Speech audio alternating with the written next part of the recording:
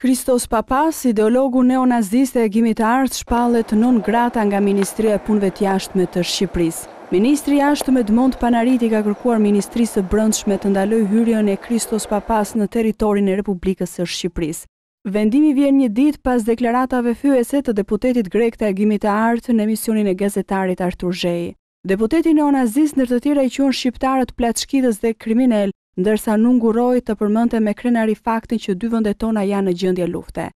The channels of the dirty conspiracy against the nationalists in all over the Greece and in all over the world. You are liars against the nationalists. Hegjimi i Ardh sot është një parti parlamentare ekstremit të djathtë me një popularitet në rritje të vazhdueshme në vendin fqinj.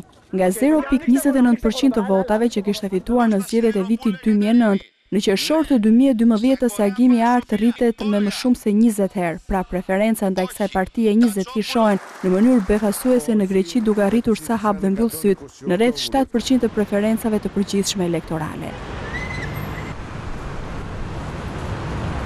Me një strategji të qartë populiste dhe advetare, kjo parti shkaktoi një përmbysje radikale të ekuilibrave politik të deritanishëm në Republikën Helene.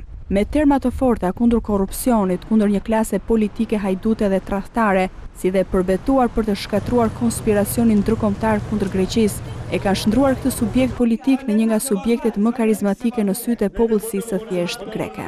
Por ajo që vlen të theksohet është se dhuna e shtuar nga dita në ditë në Greqi ka për autor përfaqësues të Hegjimit të Ardh, të cilët kanë vënë në shënjestre migrantë që jetojnë në vend. Spastrimit të huajve nga Greqia është në programin e kësaj force politike.